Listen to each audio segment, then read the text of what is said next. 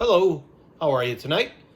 I'm here to read The Freedom Walkers, the story of the Montgomery bus boycott by Russel Freedman. We're on chapter 3, Rosa Parks. The only tired I was tired of giving in. Rosa Parks had taken a special interest in the Claudette Colvin case. She knew Claudette, and she herself had suffered a similar experience 12 years earlier in 1943. She had been thrown off a Montgomery bus for refusing to re-enter through the back door after paying her fare. The bus driver had kept her money, ordered her to step outside, then driven away, leaving her standing on the sidewalk. Parks worked as a seamstress in downtown Montgomery department store, where you had to be smiling and polite no matter how rudely you were treated. A soft-spoken woman of 42, she wore rimless spectacles and had brown hair braided and rolled behind her head. She was admired in the black community as a dedicated volunteer who had served as secretary of the local NAACP since 1943 and was currently an advisor to the organization's youth council, which counted Claudette Colvin among its members. Parks had been training her high school charges to resist segregation however they could. Recently, she had sent them to the whites-only public library to order books. Rosa had grown up on a humble Alabama farm not far from Montgomery. I was a field hand when I was quite young, not more than 6 or 7, she recalled. I was given a flour sack like the other children and expected to collect 1 or 2 pounds of cotton. Against great odds, Parks earned a high school diploma. At the time, Montgomery had no public high school for blacks. Rosa's family, ambitious for her advancement, arranged to send her to the laboratory school at Alabama State College, which trained black teachers. Rosa cleaned classrooms to help pay her way through school. After starting the 11th grade, she had to drop out to care for her ailing grandmother. She had managed to return to school after she married. Rosa received her diploma when she was 20 years old, becoming one of a small number of black high school graduates in the city at that time. But that still didn't help me much in getting a job, she remembered. I had a high school diploma, but I could only get jobs that didn't need a diploma. She worked in a shirt factory, as a helper in a hospital, and at a number of other menial jobs before being hired by the Montgomery Fair department store, where she altered ready-to-wear clothing. Parks made extra money by taking in sewing on the side. She had done some work for Virginia Durr, wife of attorney Clifford Durr, and the two women became friends. The Durrs, a white couple, were known in Montgomery as outspoken civil rights activists.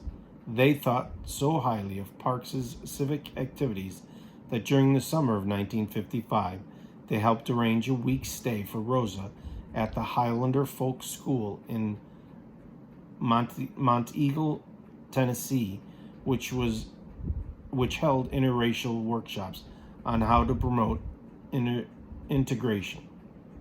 That was the first time in my life I had lived in an atmosphere of complete equality with members of the other race, Parks said later.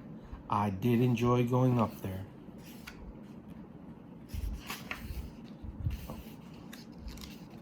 Sorry.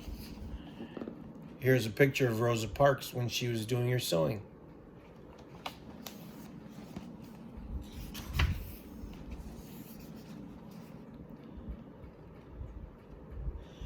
Here's a picture of African Americans having to wait at a bus stop separated by the whites.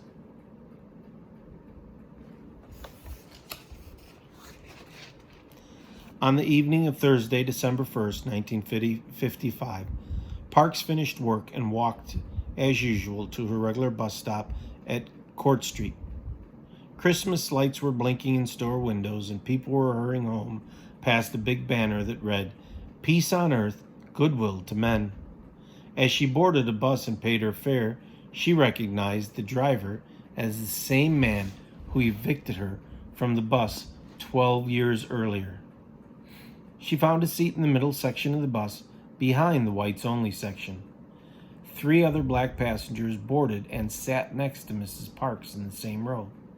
Soon, all 36 seats on the bus were filled, with 22 black passengers seated from the rear and 14 white riders from the front.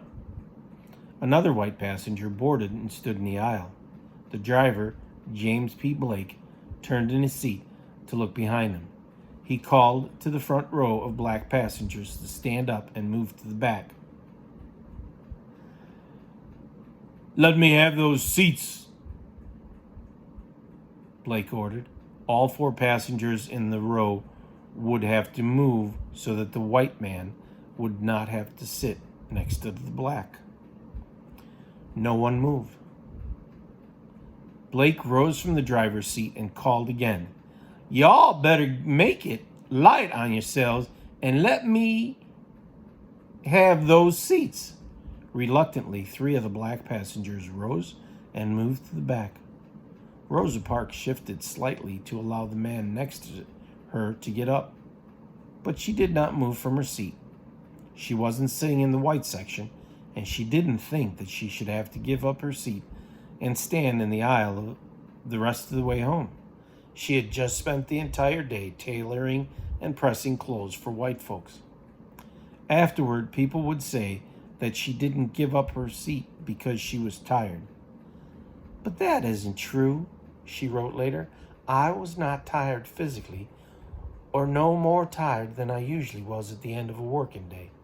No, the only tired I was tired of giving in." She had made up her mind long before that if she was ever asked to give up her seat for a white person, she would refuse. "Look, woman, I told you I wanted the seat. Are you going to stand up?" the bus driver asked. "No, I am not," Rosa replied. "If you don't stand up, I'm going to call the police and have you arrested." "You may do that," Parks replied, and speaking so softly that Blake would not have been able to hear her if the bus engine had been running. Some of the black passengers, fearing trouble, started to get off the bus. "As I sat there, I tried not to think about what might happen," Parks wrote. "I knew that anything was possible. I could be mishandled or beaten." Soon, 2 Montgomery police officers arrived. "Why hasn't she given up her seat?" "Oh, why haven't she given up her seat?" they asked. She felt she shouldn't have to. She felt she shouldn't have to, she told them. "Why do you all push us around?" she added. "I don't know," one of the policemen said, "but the law is the law and you're under arrest." Parks was escorted to a patrol car and driven to the city jail, where she was booked, fingerprinted, and photographed. Allowed 1 phone call, she called home. Her mother, who was living with her, answered. "I'm in jail," Rosa told her. "See if Parks, her husband, will come down here and get me out." "Did they beat you?" her mother asked. "No, I wasn't beaten, but I am in jail." Parks' mother called E.D. Nixon, who had headed the local NAACP chapter when Rosa served as its secretary. Nixon tried to reach the attorney Fred Gray, but he was out of town. After leaving a message for Gray, Nixon decided to call the jail himself. So here's Rosa Parks and E.B. Nixon. Sorry, it's E.D. Nixon, not E.B. E.D. Nixon. That's him getting her out of jail. When he asked the desk sergeant about the charges against Rosa Parks, he was told that it was none of your damn business. Nixon then called Clifford Durr, who, as a white attorney, was able to get a civil answer from the desk sergeant. Parks had been charged with violating state segregation laws. Clifford and Virginia Durr then accompanied Nixon to the city jail, where they posted bond for Rosa and she was released. Mrs. Durr was the first person I saw as I came through the iron mesh door with matrons on either side of me, Miss Parks recalled. There were tears in her eyes, and she seemed shaken, probably wondering what they had done to me. As soon as they released me, she put her arms around me and hugged and kissed me as if we were sisters. Later that night at Parks's home, Rosa, her husband Raymond, and her mother sat in the living room with Nixon and with Clifford and Virginia Durr, as they discussed the details of her case and what to do about it.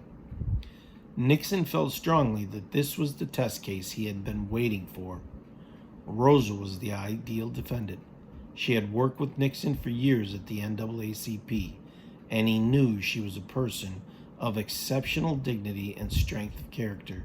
She possesses the quiet confidence to challenge the white establishment.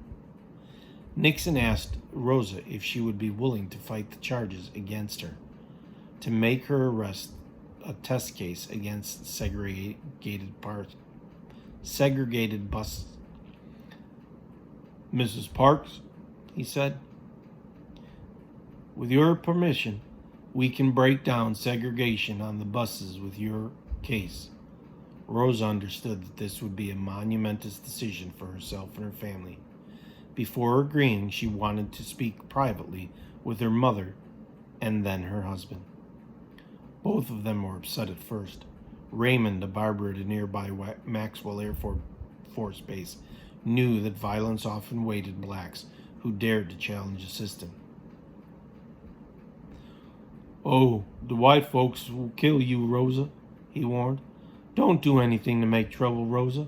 Don't bring a suit. The whites will kill you." Racially motivated killings were not uncommon in the Jim Crow South.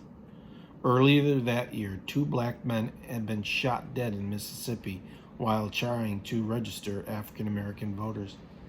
And that summer in the small town of Montgomery, Mississippi, 14-year-old Emmett Till, a black youngster visiting from Chicago, was kidnapped and beaten to death by a mob of Klansmen after he allegedly whistled at a white woman.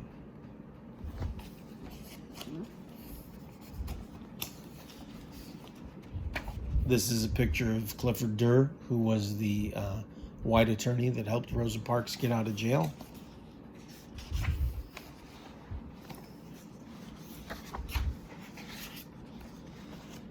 This is a picture of Emmett Till, who was from Chicago and was killed in Mississippi because supposedly he whistled at a white woman. It was a made-up story. Years later, she said that he never did that to her, but the Klan killed him anyways.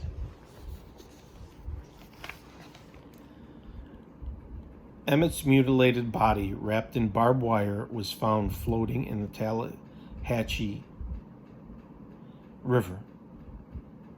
Montgomery newspapers had given prominent coverage to the brutal killing and the speedy trial of 2 white men accused of the crime, who were acquitted by an all-white jury. Several months later, the killers boasted to a journalist that they had indeed murdered Till. Rosa Parks had not expected to resist on that December evening, and she did not want to put her family at risk. But she was no longer willing to accept the indignities of bus segregation, a system that dehumanized all black people. "I decided I would have to know once and for all what rights I had as a human being and as a citizen, even in Montgomery, Alabama." After talking it over, Rosa's mother and husband said that they would support any decision she made. "If you think it will mean something to Montgomery and do some good, I'll be happy to go along with it, she told Nixon. By now it was late Thursday evening. Nixon and the Durs left and went home. Attorney Fred Gray, meanwhile, had learned about Rosa's arrest, had spoken with Rosa, and agreed to represent her. Then he called Joanne Robinson, whom he knew from the Claudette Colvin case, and Robinson, in turn, notified several fellow teachers who were members of the Women's Political Council. It all happened so quickly, Gray recalled. That mood was electric. There was something beginning of the Montgomery bus boycott. At around midnight on December 1st, the day Parks was arrested, Robinson and her friends met at their offices at Alabama State College, supposedly to grade last-minute exams. Actually, they were going to draft a letter of protest calling on the black community to stage a one-day bus boycott on the following Monday, the date set for Parks' trial. The fastest way to print copies of the letter was on the mimeograph machines at Alabama State. High-speed modern copy machines were still in the future. However, the college was funded by the state, and the teachers were still state employees. If officials learned that they had used taxpayer-owned facilities to challenge the segregation laws, then funding for the all-black school might be cut back and the teachers might lose their jobs. The women swore one another to secrecy. They wrote and revised their letter, changing it repeatedly in the early hours of Friday morning. Then they stayed up the rest of the night cutting stencils and mimeographing 52,500 leaflets. While the women were working, Robinson called Nixon at home to inform him of their plan of the boycott. He too had been busy throughout the night, phoning Montgomery's black ministers and other civic leaders, urging them to attend a meeting Friday evening to mobilize support for the bus boycott and for the legal defense of Rosa Parks. Early Friday morning, some students helped Robinson load leaflets into her car. She taught her classes from 8 to 10 a.m. Then, accompanied by 2 senior students, set out to distribute the notices. Other women council members were fanning out across town, doing the same. They stopped at black elementary, junior high, and high schools where students were waiting to distribute the handbills in school so they could be taken home to parents. Leaflets were also dropped off at churches, stores, taverns, beauty parlors, barber shops, and even other available places. By the time the city's black ministers and civic leaders were ready to meet on Friday evening, thousands of anonymous notices had been circulated in Montgomery's black neighborhoods.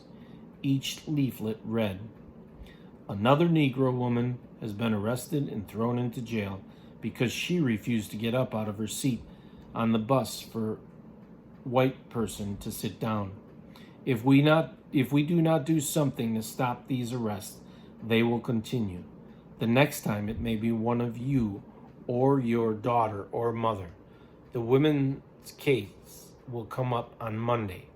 We are therefore asking every Negro to stay off the buses Monday in protest of the arrest." The leaflet urged the black community, don't ride the buses to work, to town, to school, or anywhere on Monday. Here's a picture of the original typed message. So I'm going to read that to you too because it has more information. This is for Monday, December 5th, 1955. Another Negro woman was arrested and thrown into jail because she refused to get out of her seat on the bus for a white person to sit down. It is the second time since the Claudette Colbert case that a Negro woman has been arrested for the same thing. This has to be stopped. Negroes have rights too, for if Negroes did not ride the buses, they could not operate. 3/4 of the riders are Negroes, yet we are arrested or have to stand over empty seats. If we do not do something to stop these arrests, they will continue. The next time it may be you or your daughter or your mother. This woman's case will come up on Monday. We are therefore asking every Negro to stay off the buses Monday in protest of the arrest and trial. Don't ride the buses to work, to town, to school, or anywhere on Monday.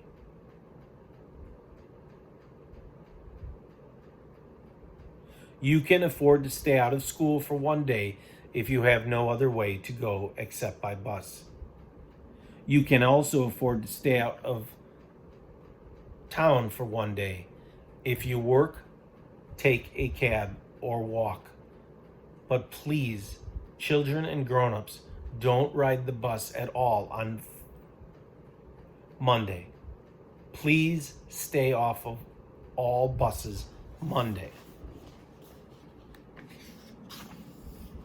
That's the end of that chapter. I hope you enjoyed it.